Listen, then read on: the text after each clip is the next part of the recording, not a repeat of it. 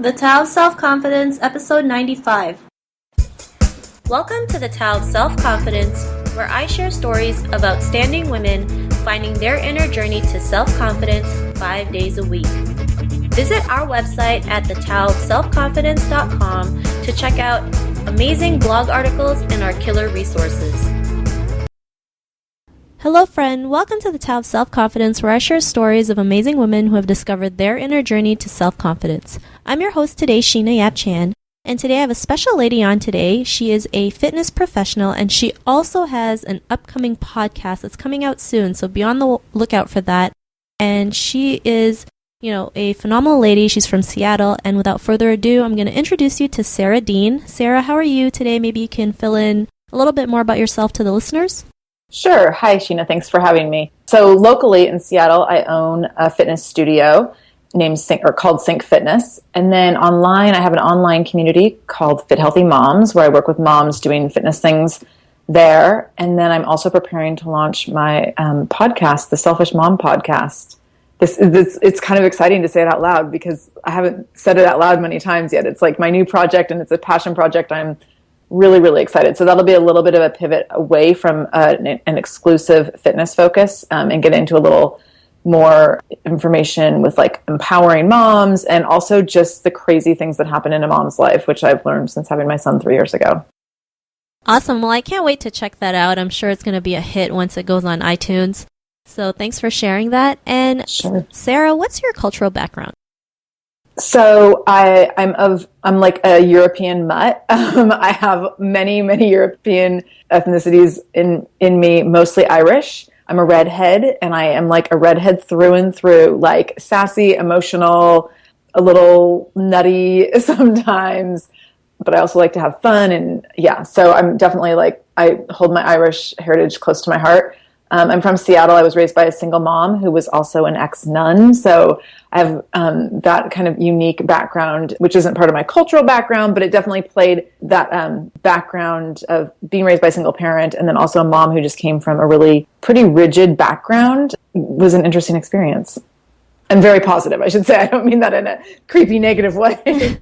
That's okay. I mean, I used to go to an all-girl private school that was run by nuns too. And, at first it was challenging, but we all got along in the end, so that's all that matters. Yeah, it's funny. Like, my mom was not super strict growing up, but when I look at, the structure in our household, there was, she was just really organized and, everything was very routine, and because that's what she did for 17 years, everything was super routine in her daily life, so it's just kind of an interesting thing to look at now that I have been out of the house for so many years. I can look back and be like, oh, that's why I do that the way I do. So it's fun. Sweet. Well, thanks for sharing that. And Sara, what would be your favorite self-confidence quote? So I have two, and one of them I thought I invented, and I recently found out I didn't. So the first one is get comfortable being uncomfortable, and that's something I've used for years, and I totally thought I invented it, and then It's okay. We'll say you didn't invent it. Okay. Oh, good. Thanks. I saw it somewhere else recently, and I was like, wait, what? So get comfortable being uncomfortable has become a huge mantra of mine as I try new and challenging things and find growth in them. And then my other one that I love, and it really helps me when I helps me determine what kind of a decision to make on a daily basis, is the thing which scares you and excites you in equal parts is the thing that you must do. And that really, when I'm looking at something and trying to consider do I really want to do this? I don't know. And then I have to look at wait, am I kind of scared and kind of excited? And if I can say yes, then I know that I need to do it.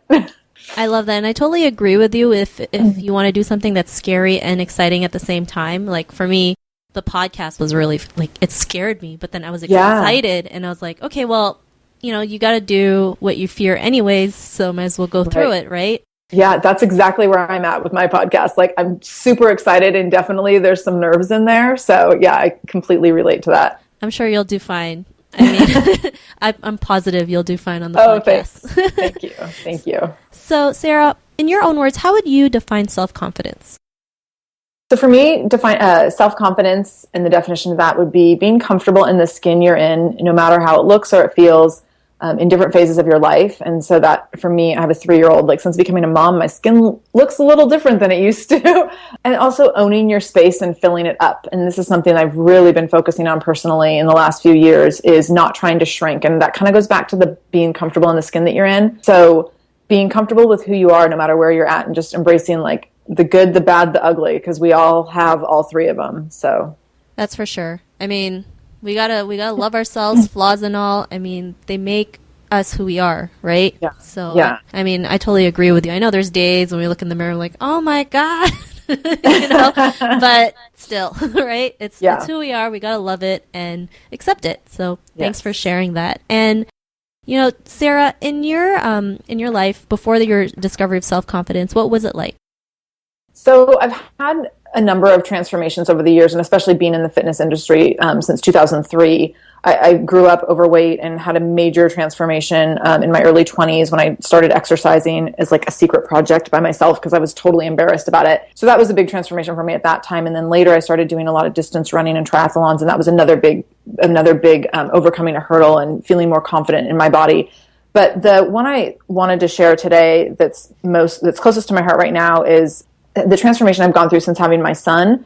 So before I had my son, I had started Fit Healthy Moms, and was a program. There's multiple programs within our website, within our community. And one of the first programs we put together was called 6-Week Pregnancy Weight Loss, and which still exists, and people use it and love it. And it's a great program. And so that kind of implies that like you can lose all your baby weight and bounce back in 6 weeks. And in my mind, before I had my son, I was like, yeah, you can totally do that. And then I had my son, and I had a lot of health issues, and I lost baby weight very quickly because I didn't gain a ton of baby weight.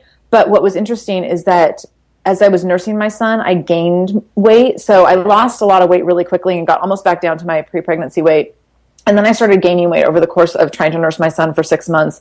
In addition to that, I had major bladder issues, which if you're a mom, like some people get uncomfortable when I talk about it, but I've had to talk about it so much that it's not uncomfortable at all to me. So I had bladder issues that prevented me from doing the things I really loved fitness wise.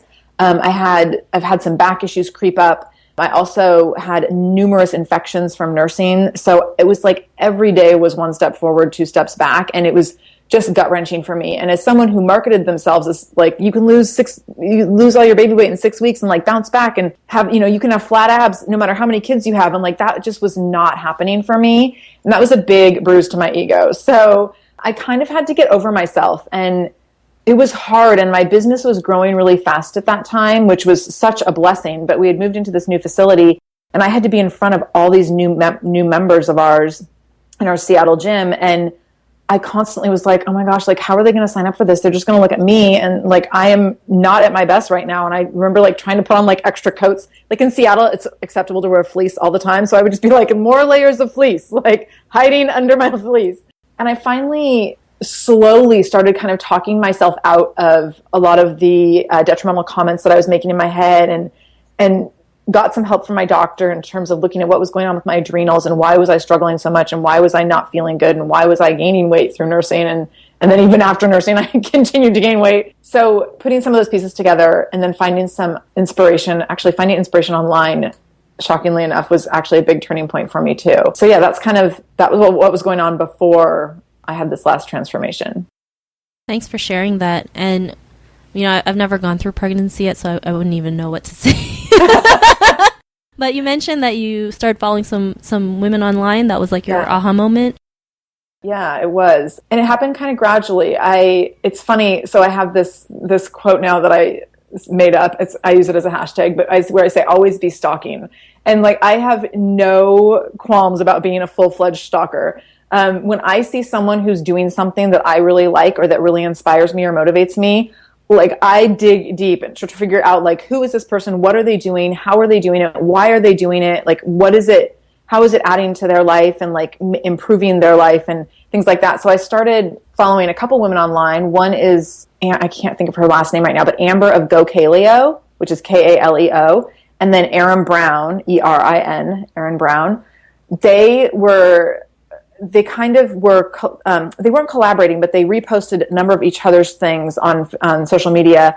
And I kind of just started picking up on like both of their messages around the same time and just falling in love with them because they were like speaking the language that I really, really needed to hear when I was in a place of frustration about not being able to get my body back after having my son. And they were just talking about like, loving yourself for where you're at and not being restrictive and not being punitive and not like talking to yourself with hate. And they both had come from backgrounds of, I think they'd each lost like 100 pounds or more at certain points and then gotten into the fitness industry.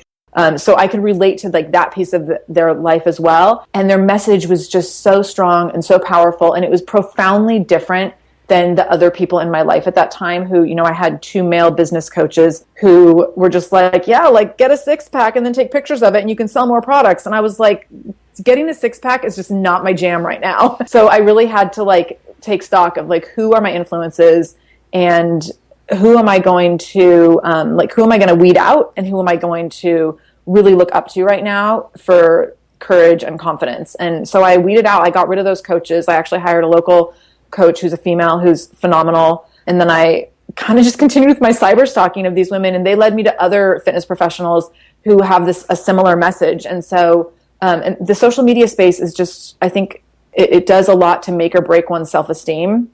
And so I took out everything that was all about like 6-pack abs and lose 10 pounds in 10 days and like all that kind of BS. And I just followed people who were about like getting strong and being powerful and like owning your life and taking up space and those kinds of things. And so now I'm 10 pounds heavier than when I had my son, but I'm cool with that. And when I see other people question those kinds of things or say like, oh, but you're a trainer, like, shouldn't you be in the best shape of your life all the time? That I realized that like, that's about them and that's about their ideologies and their insecurities and their perceptions on life. And that doesn't need to be like, if that's their paradigm and their reality, that's one thing, but that doesn't need to be mine.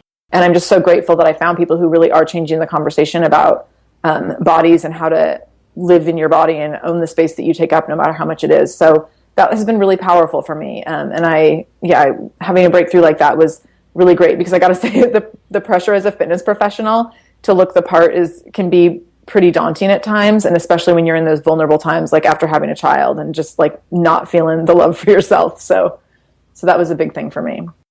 Well, thanks for sharing that. And, just trying to have like the perfect body is like insane, right? So especially when you see magazines, with these perfect six-pack abs, and people don't even realize these are all altered, right? Like altered to the point where it doesn't even look like them anymore. So, it's really important just to be happy in your own skin. And I'm glad you're able to do that and be able to, live life, just being happy with where you are at this moment. And that's not an easy thing sometimes, especially for women, because we're always so critical of ourselves, right?